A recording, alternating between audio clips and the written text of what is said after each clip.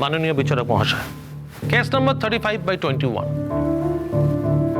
শ্রীময়ী সেনগুপ্তর বিরুদ্ধে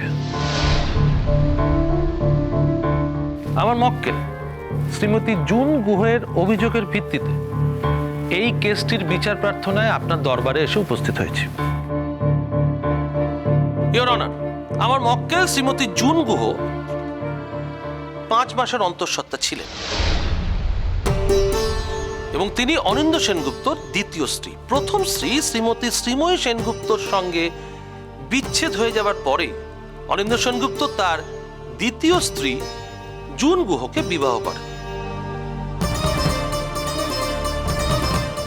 এবং তারা একসঙ্গে সুখে দিন যাপন করছিলেন, যদিও সেই একই বাড়িতে শ্রীময়ী সেনগুপ্ত বসবাস করেন।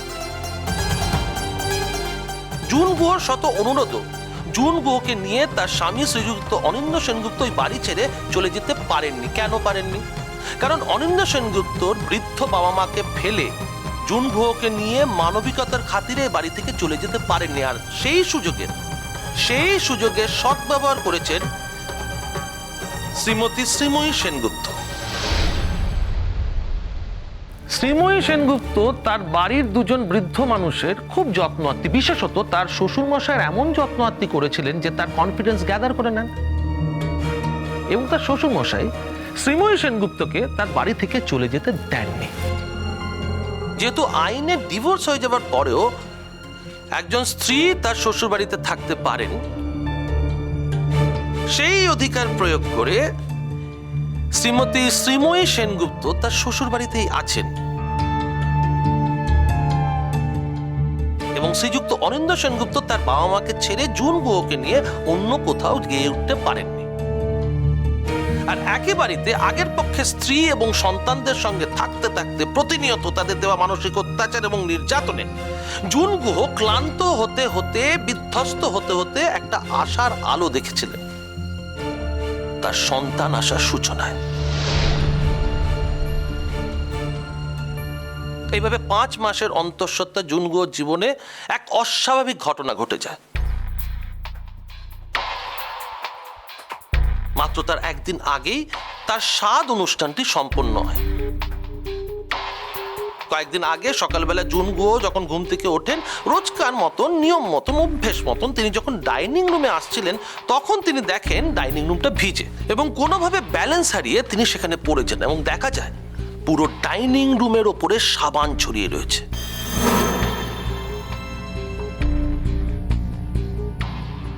তার একটু আগেই শ্রীময়ী সেনগুপ্ত ডাইনিং হল ধোয়ার অছিলায় সেখানে সাবান ভর্তি জল ছিটিয়ে রেখে গিয়েছিলেন এবং তার ফলে জুন গুহ পড়ে যান, বিভৎসভাবে পড়ে যান এবং তাকে সঙ্গে সঙ্গে নার্সিংহোমে নিয়ে যেতে হয়। তার গর্ভস্থ শিশুটি অত্যন্ত ক্ষতিগ্রস্ত অবস্থায় আছে এবং তারপর শেষ পর্যন্ত অত্যন্ত দুঃখের ঘটনা স্যার, শিশুটিকে শেষ রক্ষা করা যায় না।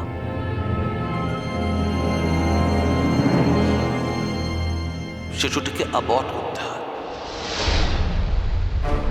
এইরকম একটা মানসিক অবস্থায় জুন গুহ তার জীবনের সব আশা ভরসা হারিয়ে ফেলেন। শুধু তাই না, তিনি একেবারে নিরাশার অন্ধকারে ডুবে যেতে গিয়েও একবার মনে করেন যে নিজের জন্য না হোক তার শিশুর জন্য তার এই কাজের প্রতিবাদ করা উচিত এবং তাই তিনি থানায় যান। থানার চার্জশিট আপনি দেখতে পাবেন স্যার। থানা থেকে যখন অফিসার শ্রীময়ী দেবীকে দেখে পাঠান অফিসে, তখন শ্রীময়ী দেবী সেখানে যান, গিয়ে তিনি তার দোষ ওখানে কবুলও করেন। তারই ভিত্তিতে আজ আমরা এখানে দাঁড়িয়ে আছি। এটা একজন মহিলার প্রতি চূড়ান্ত অবিচারের ইতিহাস হয়ে থাকলো স্যার।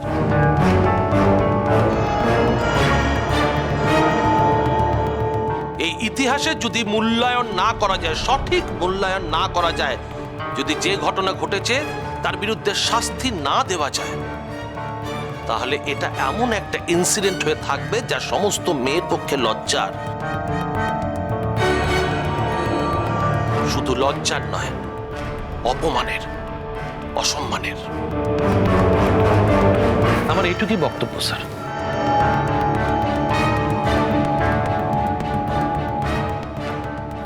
অনার, আমি স্বর্ণচাপা সেনগুপ্ত এই কেসটি লড়তে এসেছি।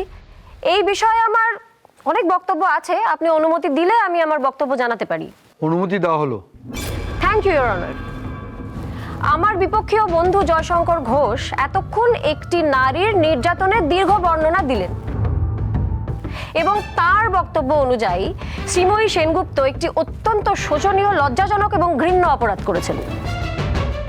আমার বিপক্ষীয় বন্ধু নিশ্চয়ই প্রমাণ দেবেন যে শ্রীময়ী সেনগুপ্ত এই অপরাধটি করেছেন। আর আমার কাজ হচ্ছে সঠিক তথ্যের ভিত্তিতে এটা প্রমাণ করা যে উনি এতক্ষণ যা যা বললেন সবটাই সর্বৈব ভুল।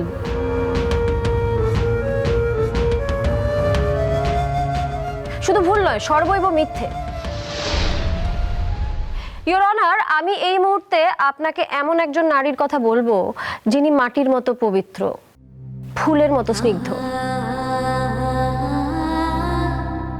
এবং এমন একজন নারী যার জীবনে বারবার বারবার বারংবার অন্যায় হওয়া সত্ত্বেও তিনি মনে মনে একটাই কথা বলেছেন, ঈশ্বর এদের ক্ষমা করে দাও।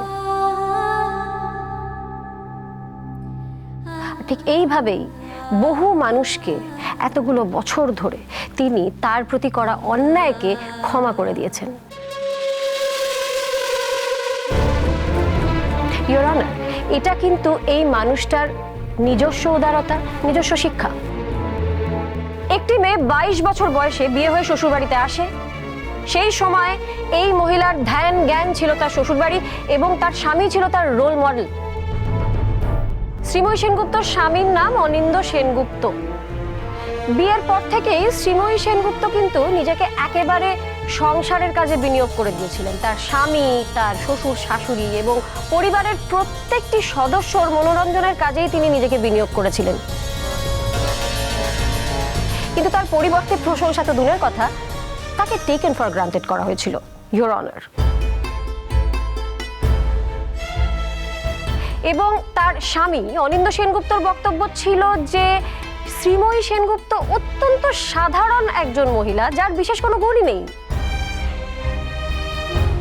তার এও অভিযোগ ছিল যে শ্রীময়ী সেনগুপ্তকে বাইরে জনসমক্ষে নিয়ে যাওয়া সম্ভবই না, কারণ তিনি গুছিয়ে কথা বলতে পারেন না। শ্রীময়ী সেনগুপ্তর জীবনটা রান্নাঘরের চৌহদ্দিতে আটকে গিয়েছিল। শ্রীময়ী সেনগুপ্তর শাড়ির আঁচলে মাছের আঁশটির গন্ধ পেতেন তিনি, তাই ওনার সঙ্গ পরিত্যাগ করেছিলেন। অথচ তাদের পর পর 3টি সন্তান হয়েছিল ইওর অনার। এবং একটি সন্তানকে জন্ম দিতে গিয়ে শ্রীময়ী সেনগুপ্ত মৃত্যুর সাথে লড়াই করে ফিরে এসেছিলেন ইওর অনার। শ্রীময়ী সেনগুপ্ত তার সংসার আঁকড়েই বেঁচেছিলেন। তার স্বামী, তার শ্বশুর শাশুড়ি, তার ননদ, ননদের স্বামী, তার নিজের সন্তানেরা সবাইকে আঁকড়ে তিনি বেঁচেছিলেন। নিজের ভালোবাসার পরশ দিয়ে সবাইকে উজ্জীবিত করে রেখে দিয়েছিলেন। তার প্রথম সন্তানকে তিনি ডাক্তার তৈরি করলেন, তার দ্বিতীয় সন্তান গায়ক হলেন, তার কনিষ্ঠ সন্তান একটি মাত্র মেয়ে, সেও এখন ডাক্তারি পড়ছে। এবং পুরো ক্রেডিটটাই শ্রীময়ী সেনগুপ্তর, কারণ পুরোটাই তিনি সময় দিয়েছিলেন তার 3 সন্তানকে। কারণ অনিন্দ সেনগুপ্তর বাড়ির দিকে তাকানোর বা সন্তানের দিকে তাকানোর সময়টাই ছিল না। অনিন্দ সেনগুপ্ত নিজের কর্মব্যস্ততার কারণে সংসারের দিকে তাকাতে পারতেন না, এমনটাই আমরা জানি। কাজে খুব স্বাভাবিকভাবেই শ্রীময়ী সেনগুপ্তকেই পুরো দায়িত্বটা নিতে হয়েছিল। ছেলের পরীক্ষার সময় রাত জাগা, ছেলেকে কফি করে দেওয়া রাত্রিবেলা যাতে তার ঘুম না পায়, ছেলের পাশে বসে থাকা সারা রাত তারই সঙ্গে জেগে, বয়স্ক শ্বশুর শাশুড়ির সেবা করা, শ্বশুরমশাই অসুস্থ হওয়ার সময় সম্পূর্ণভাবে তার সেবা করে তাকে সুস্থ করে তোলা, ওষুধ কেনা, বাজার করা, রান্না করা, স্বামীর জামা কাপড় কেচে ইস্ত্রি করা, এমনকি স্বামীর অফিসের ফাইলটুকুও গুছিয়ে রাখা, প্রত্যেকটা কাজ শ্রীময়ী নিজের হাতে করতেন এবং দায়িত্বটা নিজে পালন করতেন, যাতে অনিন্দ সেনগুপ্তকে সংসারের দিকে তাকাতে না হয়, যাতে তিনি নিজের জগতে বিচরণ করতে পারেন একেবারে নিশ্চিন্তে।